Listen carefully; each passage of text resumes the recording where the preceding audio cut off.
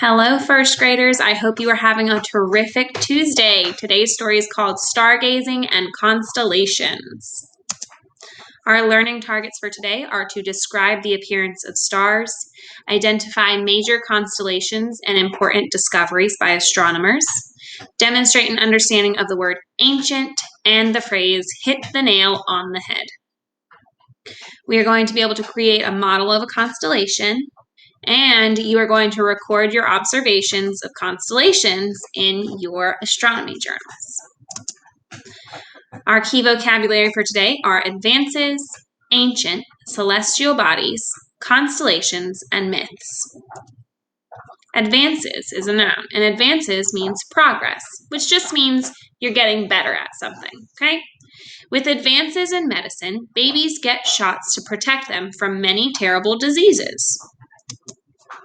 Ancient is an adjective. Now remember, adjectives are our descriptive words, meaning they describe someone or something. Ancient means very, very old or long, long ago. In ancient times, Egyptians built the pyramids. Celestial bodies. Now that's a hard word to say. Celestial bodies. Celestial bodies is a noun, and they are any objects that can be found in space, including planets, stars, comets, or meteors. The sun, the moon, and other stars are examples of celestial bodies. Constellations, also a noun. Constellations are groups of stars in the night sky that seem to form certain shapes or outlines. Last summer, my dad showed me how to find different constellations in the night sky.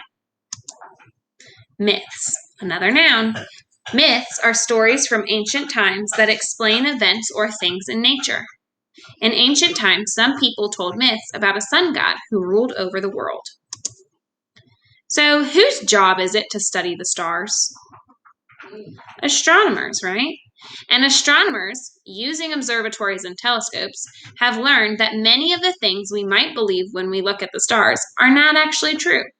Today, we are going to travel back in time, thousands of years ago, to ancient times. We learned about people who lived in ancient times, such as the Mesopotamians, ancient Egyptians, Native Americans, the Maya, the Aztec, the Inca people. These cultures also observed stars and weather, but they believed things that were different from what we know now. Remember how the ancient people told stories or myths to explain how these events occurred? Well, in that same way, if ancient people could not predict or explain things that they saw in the night sky, they told stories to explain events or things in nature. All right, remember our key vocabulary. Advances, ancient, celestial bodies, constellations, and myths. So, we are now going to learn about what ancient people saw when they looked at the stars. The ancient people saw outlines of pictures in the way that stars appeared in the night sky, and people still look for those pictures today. I want you to listen carefully for the names of these pictures that are made with stars. The first astronomers used science to study the stars and learned many new things. Listen for the names of two early astronomers who helped people understand the nature of the universe, developing new tools for studying the stars. Thousands of years ago, people had no telescopes and no rocket ships. Although people back then did not have the tools or knowledge that we have today, they were just as curious about the stars and other celestial bodies, meaning objects found in space. The ancient Greeks, Arabs, Romans, Chinese, Egyptians, Turks, Mayans, Babylonians, and countless others who lived long, long ago all studied the stars and tried to figure out what they were and why they were there. Although they did not know what the stars were made of or how far away they really were, the ancient people named the stars and mapped them out. We still use those names today. They figured out which stars appeared in the sky during certain times of the year. And even though thousands of years have passed on Earth, the stars have basically remained the same. In other words, when you look up at the stars at night, you are seeing nearly the very same stars that the ancient Greeks, Arabs, and countless others saw as well. So, outer space has changed very little in all of those years. The ancient Greeks believed that the stars had been placed in the sky by gods in order to tell stories and teach lessons. The Greeks identified certain groups of stars in the night sky that seemed to form specific shapes. These shapes are called constellations. That's the name for the pictures that they saw in the stars. So constellations are the pictures that were seen in the stars. Okay? In the United States, Europe, and many other parts of the world, we still call the stars by the names that the ancient Greeks or Arabs used so long ago. The Big Dipper is not actually a constellation in itself, but a part of a bigger constellation called Big Bear. That is why it's referred to as a group of stars in this read aloud. One of the first groups of stars that young stargazers in the United States learn about is also the easiest one to spot. The Big Dipper looks kind of like a giant soup ladle in the sky. You might also think it looks like a pot with a handle. What does it look like to you? The Big Dipper is made up of 7 stars. The Big Dipper looks different in the sky depending on the time of year. So if we were to flip that picture upside down, it might look like a hat, okay? So I'll see if maybe if I can, oh, no, there's no way for me to do that. But think about this, let me get my pointer. So this would be, if you flip it upside down, that would be the part that you put your head in. And then this would be the part that sticks out, right? Maybe. Okay, now let's see. It said 7 stars. So 1, 2, 3, 4, 5, 6, 7. 7 stars. Sometimes the Big Dipper looks right side up. Sometimes it looks upside down. And sometimes it appears to be standing on its handle. That is not because the Big Dipper moves, but because the Earth is rotating on its axis and orbiting around the sun. Remember, we talked about rotating and revolving, right? So the Earth revolves and rotates at the same time. The Big Dipper has a friend called the Little Dipper. The Little Dipper also contains 7 stars. The bright star at the end of the handle is special. It is called Polaris, or the North Star. Basically, unlike other celestial bodies, the North Star basically stays in the same place in the sky as we observe it on Earth, always in the north. So no matter where or how the Earth is spinning, that star always seems to be in the exact same spot, while the others seem to move around. So which of these stars is Polaris? This one right here, the big bright one at the end of the handle. And let's see, it said 7 stars. 1, 2, 3, 4, 5, 6, and 7. Exactly. Since ancient times, people have relied on this star to find their way in the world. Knowing which way is north is the first step to figuring out which direction you are heading. Christopher Columbus and other sailors used to look at the North Star on starry nights out in the wide ocean. Because Polaris is always in the north sky, Columbus would use it like a compass to navigate his ships north, south, or east, or west.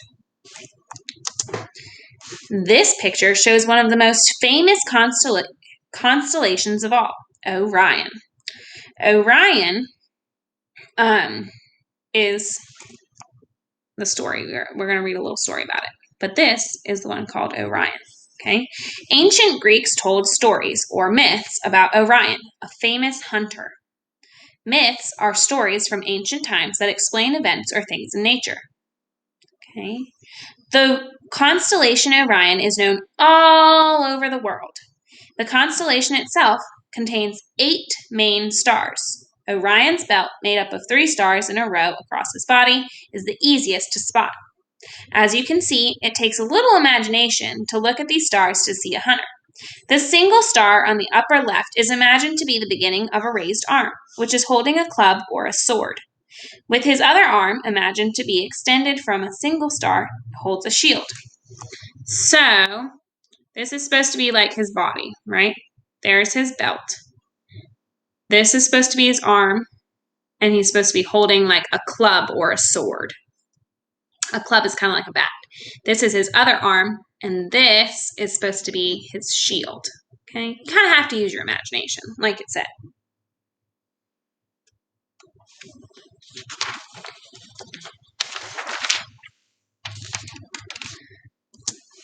Okay.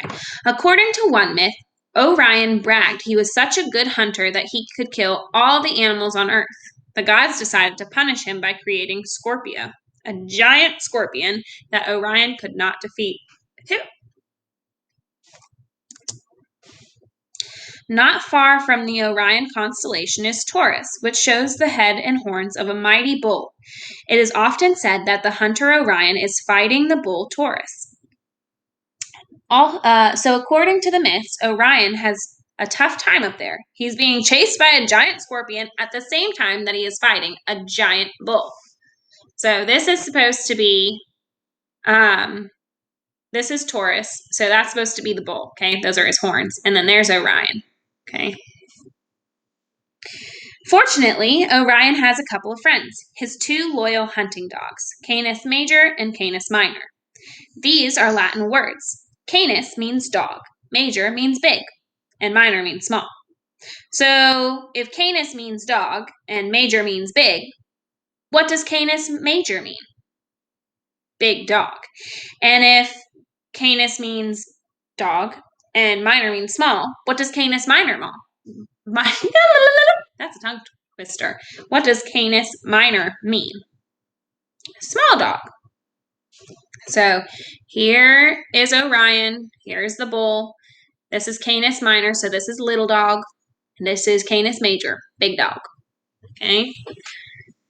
These dogs follow Orion through the sky, helping him to fight Taurus the bull. There are 88 major constellations, and most people around the world use the same basic list. When these constellations were first named, most ancient people could only guess what stars actually were. Ancient people told stories and myths based on what they could see with their own eyes when they looked up at the sky. But we have learned that there is so much more to space than meets the eye. In fact, sometimes when we look into outer space, our eyes can play tricks on us. The first astronomers began using mathematics and science to provide different kinds of explanations than the myth that ancient people told to describe what they saw in the sky. Rather than make up stories, astronomers develop hypotheses or scientific explanations based on the facts they discovered about outer space. So a hypothesis is different from a story because a hypothesis can be tested. Sorry, a hypothesis is one, hypotheses is multiple hypotheses. Okay. Here we go. For example, ancient people saw that the sun rose on one side of the sky in the morning and set on the other side in the evening. Seeing the sun's movement across the sky caused ancient people to believe that the sun moved while the earth stood still. Ancient Greeks and Arabs, and in fact, most people in the world, believed that everything in the universe, including the sun and all the stars, revolved around the earth. It took thousands of years before anyone believed that the opposite was true, that the earth, in fact, revolved around the sun. So, remember, we know now, because of science, that the earth is the one that's moving, right? And that the sun stays still. But way back then, because of what we see in the sky from here on Earth, it looks like the sun is moving and the stars are moving, right? But we know now that that's not true. This discovery was made by an early astronomer named Nicolaus Copernicus. Can you say that? Nicolaus Copernicus.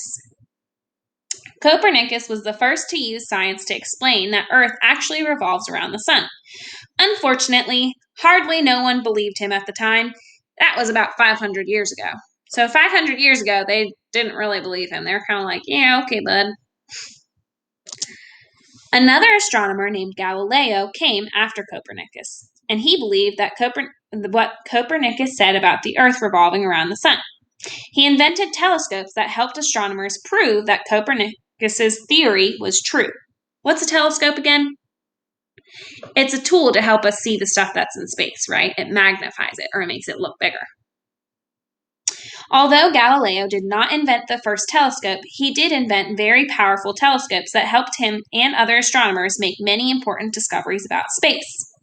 For this reason, he is considered by many to be the father of modern astronomy.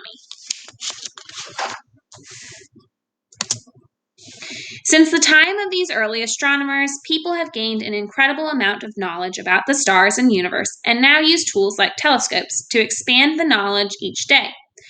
Copernicus and Galileo would be amazed by the advances or progress people have made in astronomy over the past century, which means 100 years. Compare this incredibly large modern telescope to the one that Galileo was holding in the last picture. So this is the one that we have now, and that's the kind of one that they used to have. So ours is way bigger and way more complex. So we probably get better pictures with this one. Okay. Astronomers today use telescopes like this one to study the stars and other distant parts of outer space that Galileo may have never imagined.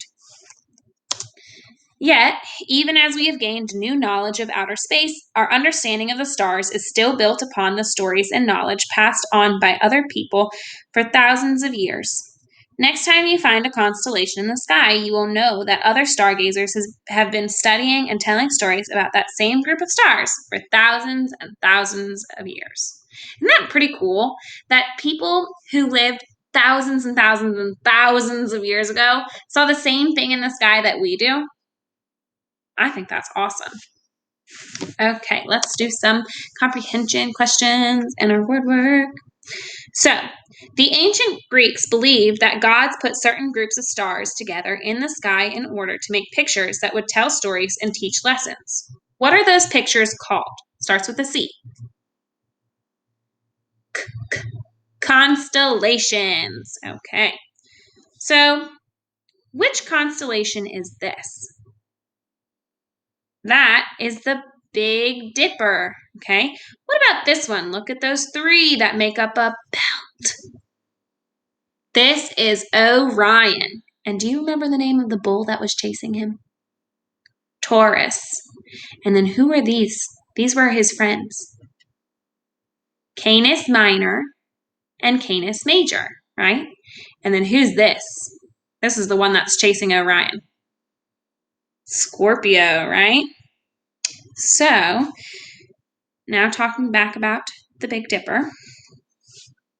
Why is this group of stars called the Big Dipper? Because it looks like a giant ladle or pot, right? And what's so special about Polaris, which is that star that is on the bottom of the handle of the Little Dipper? Polaris, the North Star, always stays north, making it a good star to use for navigation or directions. What astronomer was the first to say that the Earth revolved around the sun?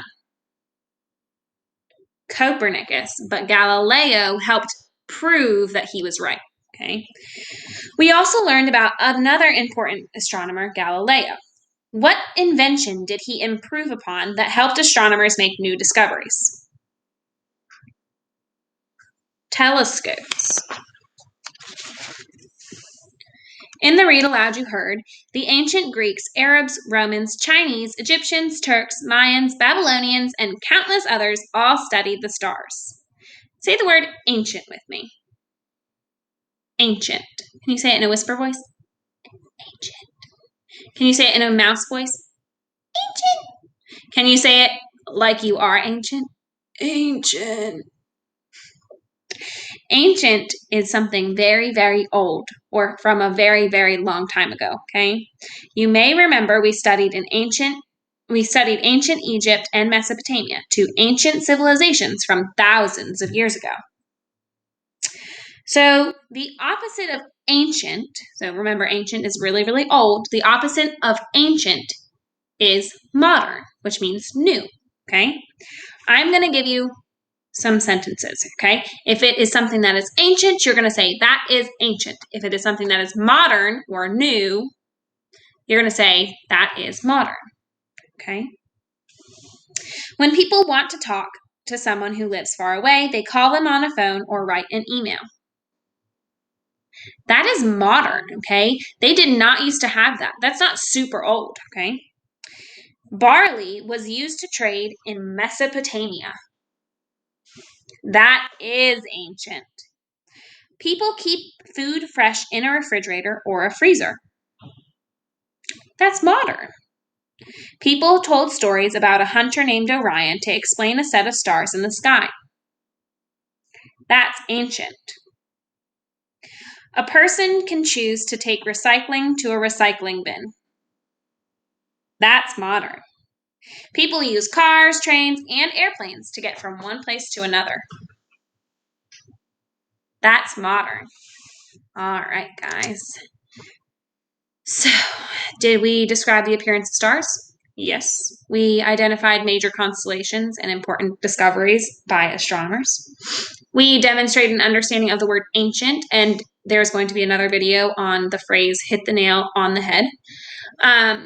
We are going to create a model of constellation, and you will record your observations of constellations in your astronomy journals.